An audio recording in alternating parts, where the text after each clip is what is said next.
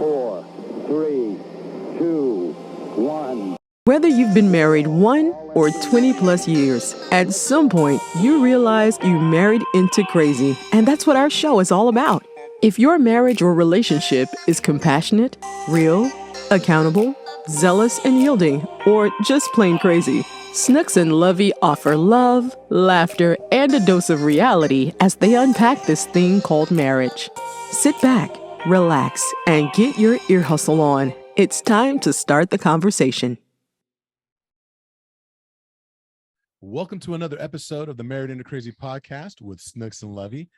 I'm Lovey. I'm Snooks. And this is one of those rare treats, so there's been a lot going on in the world, and you see so many different things in the news when it comes to sports. You see it in politics, you see it, but you know what I don't see? I don't see a lot of elevation, a lot of talk about these wonderful, beautiful marriages that are out there. That's why we're here. That's why we're here. That's why we have this space. And what we love to do, when we try to do it on a monthly basis, to bring you at least one amazing couple, but I'm not gonna lie, we've been blessed to be surrounded by some amazing people, and we'd be doing you, the community, our Iron Tribe, a disservice if we didn't just bring you more.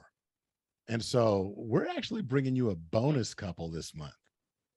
This is somebody that I've been wanting to get on my show for our show, not my show. I wasn't gonna say nothing. I didn't even reach to pinch you, so we're good right now. So you hear another voice, and if you're on YouTube, you can see these wonderful faces that are in front of you. And so this evening, we actually have Jorge and Keila Sierra. Did I say that right? Keila. Yeah, I said Keila. Dang. It's okay. It's not okay. Pay attention. Well, on his defense, on my brother's defense, everybody says Keila because the K is silent in there, so it's pronounced. So when they meet her, they always talking about Keila, and she always has to go through that. So on your defense, my brother, it happens more than what you think. That's fine. You know, my name's Ernie, so feel free to call me Eric. Just go ahead and mess it up. All right. She said I will. She's gonna hold that in the back pocket, though. I promise you. She's gonna do it today. This is awesome. So welcome to the show. Thank you, guys. Thank you for having us. It's an honor and a blessing. And I've watched you, and I've seen you move in certain rooms, and this is an honor and a blessing. I see the great work that you are doing. For the first time meeting your queen, and I'm loving it. I'm excited. Let's get this work. Let's talk. Let's go. Well, for those of you that aren't familiar with Jorge and Keila. Good Lord. I'm just playing. But for those of you that aren't familiar, I met Jorge. Oh, you know what? Blast from the past. I don't think you remember this, but when I very first became an extreme execution coach, you were one of the people I had to shadow. I do remember. Do you? Okay. Of course. I mean, that's just a little secret, man. Jorge forgets names, faces at times, and I introduced myself to folks that I've known over 20. Like, Jorge, we known each other for 20 years, right? Like, come on. But I do remember you, and there's certain personalities that you come across, and they're I'm intrigued with how they move and how they pronounce things, and in the sense of how they carry their demeanor and you was one of them, right? Like, you're determined to say, like, this is something I want to do, and look at you now, like, just really doing what you're doing, man. And I'm super proud of you. And for real, hey, it's real, because I'm the type of individual that I'm a very forceful thing when it comes to getting what I want, right? And Ernie, you one of those brothers, man, and I just respect it. So yes, I do remember you, and this is a blessing. Oh, that means a lot. I mean, I'm over here fanboying because for those of you that don't know, so Jorge was somebody I looked up to originally, the very first time I got exposed to Dr. Eric Thomas. And if you've ever listened to the Secrets to Success podcast, when ET goes in, he starts talking about, his Latino brothers, and he starts speaking Spanish, and he'll make references to Jorge a lot. And this is a guy that when I first met him, you really impressed me, because our space is marriage. And I don't know that I ever heard you speak without making reference to your queen. Of course. You always, no matter what the level of success is, where you were speaking, what was going on, she is always, if she's not there with you in in physicality, she's there with you in spirit, and you make sure that she's there in that room and everybody knows. Yeah. And you know, truth be told, man, my journeys wouldn't be the same without my queen. So it's only right that whenever she's not in the room, I'll make her presence known. And I don't think, you know, be honest with you, as you say that, I don't think I say that to her often, you know, or remind her that. I think I tell more the world than what I tell her at times. So yeah, you know, that's a note to Jorge. Like, yo, you better, you know, let her know, because it don't mean nothing if she don't know, right? That's right. Hey, that's truth right there. So you guys are thinking, okay, so who is this guy? What does he do? What? So I'm gonna let you introduce yourself a little bit, but I want to tell you that as I know you, you're an author, international inspirational speaker. You've spoken from elementary schools all the way up to universities, as well as the NFL. Yes. You've been in other countries. You've been on the stage with ET. You've been on the stage with Quest, and I've actually seen clips of the both of you going in on marriage, and I was like, that talk, do that thing. So I'm really pleased to have both of you here this evening. So We're pleased to be here. Thank you. this is awesome. I'll let my queen first, you know, introduce herself. Go ahead. That's Jorge. So I'm Keila. I am a barber. I know a lot of times I say I do hair, and a lot of people are like, oh, what are you, a hairdresser? And I'm like, I'm a dual license, but my preference is barber. I've been a barber for 11 years. We own a shop together. Our shop has been open for 18 years, but I've been there the entire time of my career. So I've been there for the 11 years, and there's 9 of us in there. So we run a business together. I'm also a mother. I was a teen mom. I had my son at 15 years old. So my son is now the same age that I was when I had him. And Jorge has been in his life since he was about 5 years old. And what else am I? You're great. You're a great leader. She's a great you know, leader that, you know, leads with empathy. She's somebody that not only fulfills my life, completes it. But you know, I learned a lot with Keila. You know, with how to lead with empathy, how to lead with love.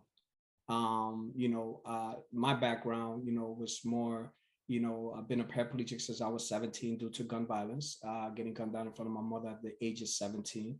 And, you know, growing up with no father and, you know, welfare recipients, education I celebrated, like, you know, Jorge had to either become a victim or a victor. And I decided that I would never become a victim. So I've had this chip on my shoulder and determination and how I was going to get what I needed to, no matter what doors and what obstacles I got in front of me.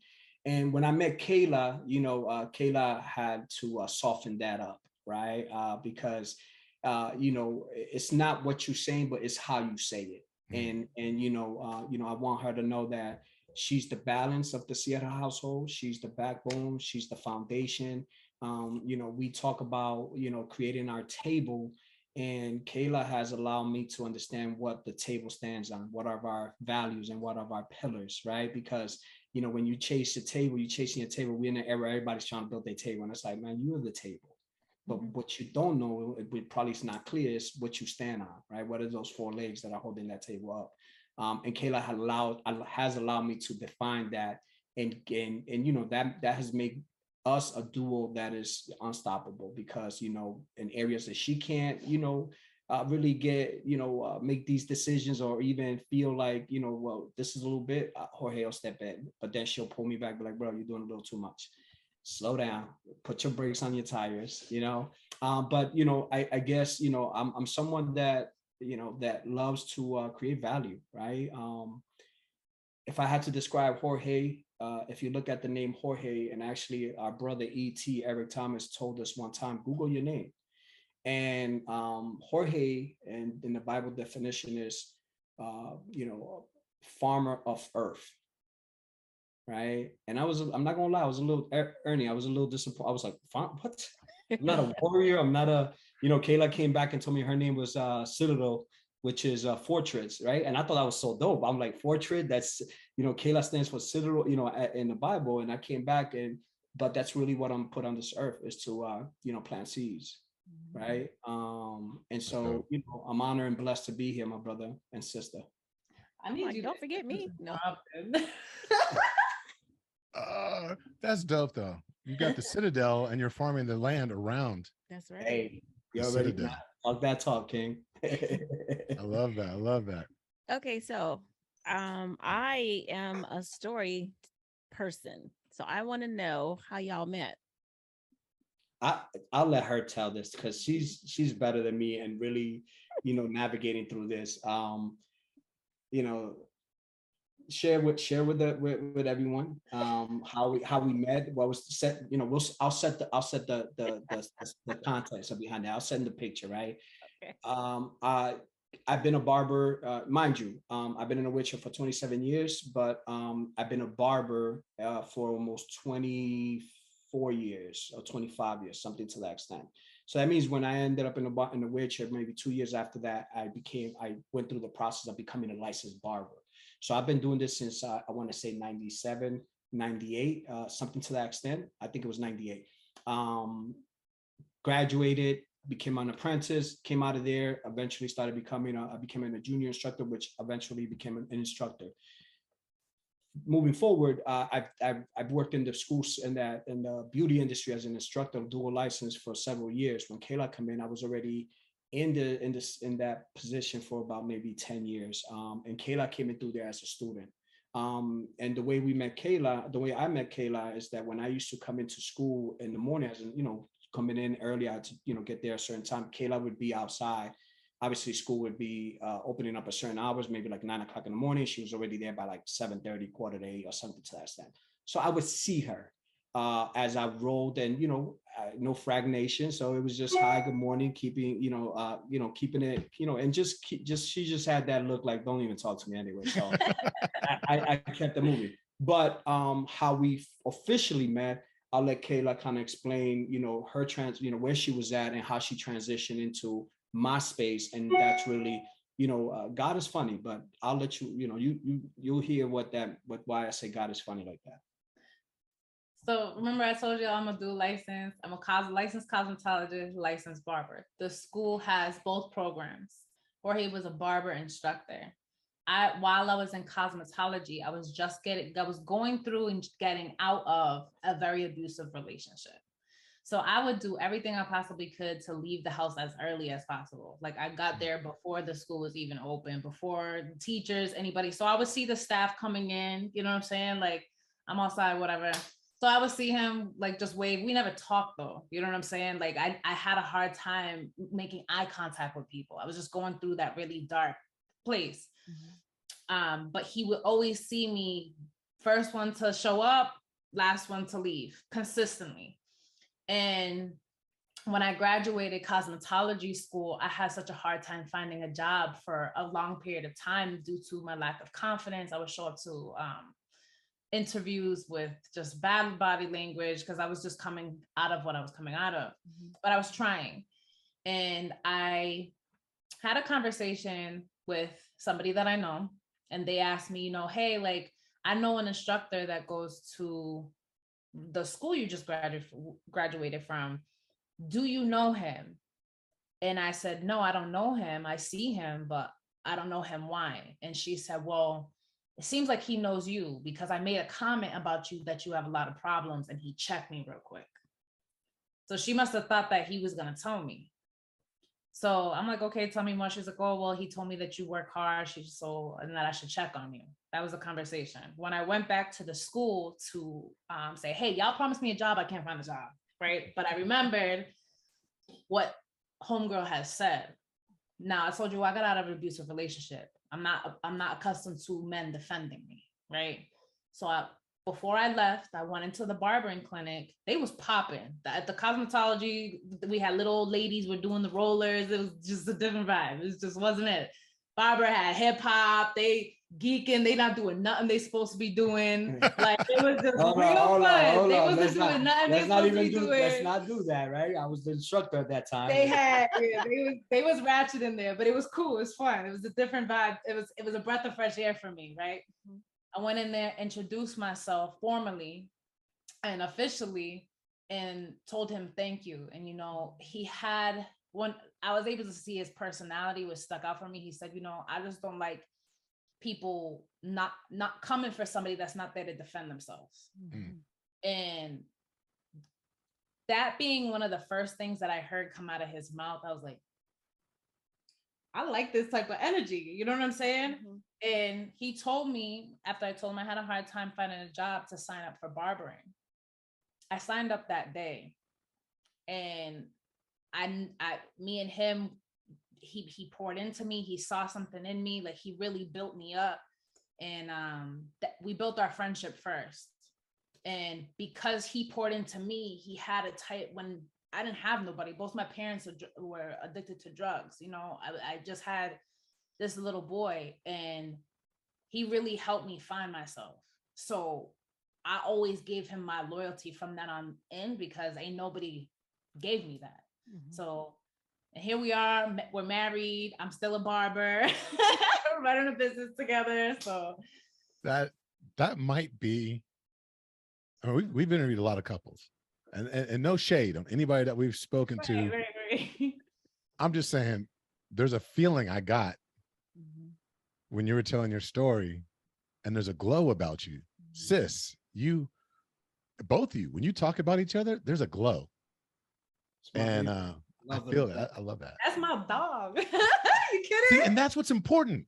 Yeah. That's what's important. Because what people do is they say, oh, that's my old man, or that's, you know, that's my old lady, or that's no, but you tell me that's your dog. And I felt that. And I'm like, that's what more marriages need. You know, y'all are ride or die. I mean, people say it, but they don't really show it. Like they don't emote it. Like, yeah, that's my ride or die. But I just saw you guys get into like a massive fight, you know, but you two, there's a respect that I see between the two of you. And that's amazing. I love that. Even when we piss, I'll be like, man, shut up, eat something. and mind you, you know, that loyalty, and mind you, that's just a fraction, right? Let's be honest, and I'll take a moment just to kind of give her flowers right now, because Keila is 15 years younger than me, right? Don't get it twisted. I'm a barber, so there's a little bit of color, a little bit of this, a little that. I promise you. Let's take off our shoes and let's have a conversation. Okay, bro, we need to talk. Help somebody. We're gonna help somebody out here, right? Because this is what we're doing here, right? Wait, hold on. I'm sorry, Jorge. Hold on a second. Yes. What you mean you need some tips? I just say, look, I might need to tighten up a little bit. Listen. If it was up to her, I'll be straight grayed out. Like, she loves it. Like, I'm not ready to let go. So yeah, I'm not. Don't get in trouble, King. You know what I'm saying? Please don't get in trouble. I was like, what? You trying to go get you a little PYT? What? I wish you would. I'm just saying. I feel you though. She's digging on this platinum. I say it's not great. It's platinum. That's what I'm saying. And you rock it well. So like, listen, when I get to that point, when I get over this whole color thing and this just for men thing, then I promise you, I hope I rock it like you. But you know, Keila, you know, I want to give her flowers because, you know, she's right. One thing that we were able to do is rock out and really get to know each other. And I think that a lot of couples, right, we forget how we started. We forget the friendship. We forget, and I'll be honest with you, there's two relationships within a marriage. There's the sexual part of things, right, the intimacy, but then there's the friendship, which is intimate, but let's not forget that, you know, there was a time that we were riding for each other. There was a time that there was no question asked. There was a time that it's like, yo, Cinnamon, let's go, right? You got a problem? Let's come on, Cinnamon, go. Like, I got you. Like, there was no judgmental. There was no follow through. It was like, yo, that's the only person that's rocking with me. Like, of course I got you. I don't care if it's 3 o'clock in the morning. She used to stay with me on the phone while I was traveling, because at this point, I mean, I was traveling, you know, I dominated an industry that consists of standing up. I did it sitting down. So mind you, I was traveling, doing platform work. I was doing speaking, and this was way before me entering the speaking, public speaking. Like, I was doing this in the beauty industry, and she would stay up for hours with me, right? Just rocking out with the kid. But when it really, really hit me, and I said, okay, I got to put a ring on this. Like, I really got to, and mind you, I grew up in a household where marriage was not a thing, right? You did that, you were a fool. You did that. That was going to getting married was going against everything I was raised at, everything that I was taught, everything that I was like, there was no marriage that I could ever see or even know of, because that was just not a thing around me growing up.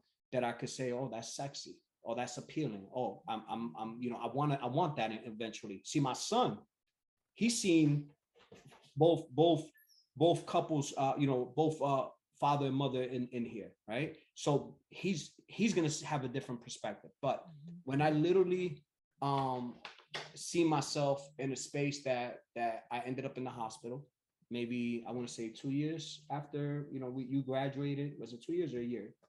Something to that extent. I ended up catching a skin breakdown, and I ended up catching a bone infection. So that turned into me getting you know, a flap done, which is a surgery, major surgery. I've had those 4 times in my career of being a paraplegic, and every time I end up in the hospital, a year plus in bed at a nursing home without moving, like just eating, sleeping on the bed, you know, using the bathroom, getting bathed. Like, I mean, literally, right? I lose all my muscles. I can't even sit up after a certain amount of time because you just stare. And I remember this young lady, you know, Keila, like, yo, she stood with me every day in that hospital, yo, like in that nursing home. Not only she did that, she helped me run the business. She ran the business for me. And, you know, and she stood with little man, right? Her and little man, like they literally stayed in the nursery. Like she would go to work. She'll stay with me all night, leave in the morning, take little man to school, go run the shop, get out of the shop, go take a shot, come right straight to the nursing home and stay with me. Through that process, and that's how we, you know, I met E and all that. But that at that point, I seen that, you know, Keila, you know, being a young lady that she was, you know, her heart was placed at the right place, because not your average 21-year-old, 22-year-old is gonna be cleaning nobody's butt, right? And she was cleaning my butt, like really, like I was having accidents. Let's keep it 100, right? Like she was wiping me down, she was taking care, she was nurturing me, she was. And that's when, you know, when you go through something, some traumatic situations, and you go through some times that you're at your lowest, you know, that's really when you understand who's next to you. And I would forever be loyal to Keila because of what those actions. And it wasn't because of just the actions, because that was the icing on the cake. But I reflect back like how young she was, and not too many people built for that. Not too many people, like they would probably be tricking off time, going to want to go do XYZ, whatever that XYZ was. But I'm not going to spend my nights, my almost a year in there with this dude, and that we just rocking, we just kind of like cool, and it's not, there's no commitment. So that really speaks to our relationship. And even when she aggravates me and I want to pull my hair out of my head, and I want to take my tires off my chair and just kind of just sit there, I remind myself, I really try to go back to that space and remind myself how loyal she's been, and how much of an instrument she's been on my journey to where I'm at right now. Did we get that recorded? So next time, you know. Girl, Oh, I it's got you. got it on I repeat. promise you, I'm gonna cut it I'm and really- hold flip on. it. Yeah. Do you remember this? It's on YouTube, 20,000 views. You I'm go. loving that. You know, That's there's beautiful. Actually, that's really beautiful. extremely beautiful. And I had to reflect there, because as you were talking, you know what I'm gonna say. Yeah. There was a period where when we got engaged, I got her ex-boyfriend that, you know, that I'm not gonna say her relationship was abusive, but it wasn't a good thing. Yeah. Mine wasn't good when I got out of, but when we got engaged, dude flipped and attacked her while I was at the house. I ended up getting stabbed. And so he stabbed me through my heart, and I ended up having 2 open heart surgeries as a result of that, because it went all the way through my heart. And there was a time where, mind you, we just got engaged. We'd been engaged for a week. This all went down. Wow. And 5 days. well, it wasn't even quite a week. Yeah. And 5 days. but I was in the hospital, and our stuff was a whirlwind. We met. She thought I was a nerd. She actually, Babe, they not we got asking engaged. I'm just about saying, us, but we got engaged okay? 4 months later. But I this just want to is say, not And I about want to us. hear this. Yeah, we wanna Yeah, hear I want to. This is what we do. And I'll be honest with you, we got to hear it, because we're getting to know you guys, and this is really, the conversation is going to free somebody, because that's really what this is about, right? Mhm. I need to hear this, because you never know, there's a message directly for me or for my queen or whatever it is, or whoever's listening. So please, yes, talk to us. and all I really wanted to get to was the fact that there was a period where in order for me to be able to leave the hospital, certain things had to happen. And you're familiar with that, right? You got to have a bowel movement. You got to do these different things before they'll let you go. And I was so weak, and I couldn't do, she had to About wipe to say me the staples in your as chest and well. stuff. Yeah, because I had all these staples in my chest. I'd been opened up twice to where I was just like super fragile. And when she, it's so funny when you said it, when she had to actually, you know, wipe me and take care of that, and we weren't even married yet or anything, I was like, okay, she's a keeper. Yeah. And it wasn't just because of that, but it's the mindset behind the action.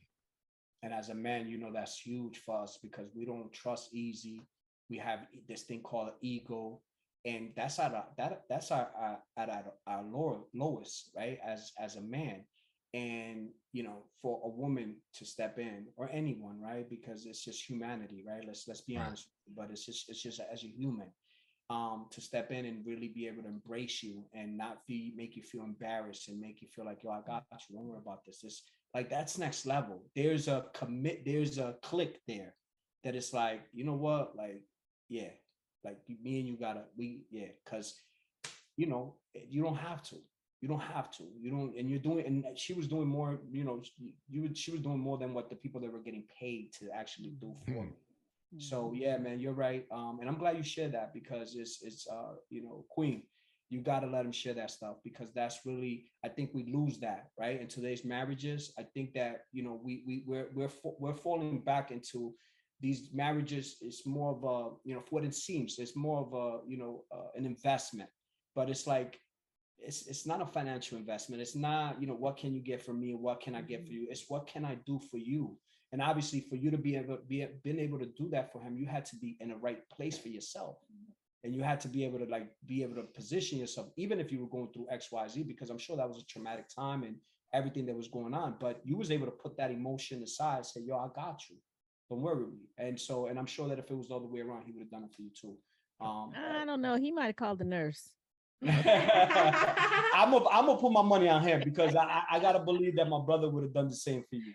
No, he would have. Absolutely. But let's turn tables back on you. I want to get the spotlight back on you. So there's a lot to unpack there. Not just there's the friendship. You're a blended family, right? Yes. You were young and you were coming up in a time where it wasn't as cool, you know, to stick by each other, particularly.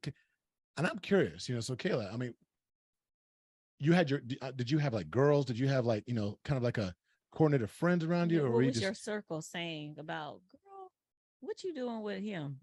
I mean, anything like that? I didn't have a circle. I've never had a circle. I've always been the type of person that I kind of like just, I'm just gonna do me. not only just do me, I like in high school, I was friends with the white people, like I was friends with the Asian people, like I was friends with everybody, you know what I'm saying? But like really close inner circle, nah, I never really had that, you know. And I never made anyone comfortable to make their personal opinions in my life. Like I vote, like that's what it would drive. My grandmother raised me. It would drive her nuts. But one thing she knew about me is I'm gonna do what I'm gonna do. I have to learn the hard way, whatever. So anyone that was close to me that knew me, they just never really put their opinions on me like that, you know. So then nobody ever say, bro, like you got that swaggy brother in a wheelchair, like nothing like that, like. I think they did. She just ain't trying to let me. That dude's a chippy getting girls. Like they would say stupid stuff like that. You know what I'm saying? Like, but nah, no one really tried to either talk me out of it. No one really tried to talk me into it. When I met him, I went through a major transition from I would be partying and chilling with a lot of people to what's the word, to distract myself from the pain I was feeling, you know. And I went through a major realization. At the time, I didn't know it was God. I look now and I know for a fact it was God. And when I tell you I had a house full of people and it was like the Holy Spirit, like it was like a weird switch. And I literally was like, get the blink on my house right now. Everybody. Some of my relatives, get out of my house and don't come back. And they did. And it caused a lot of beef. But I had to go through, God was making me see how these people were using me. They were dragging me down. They were just there it just was not good.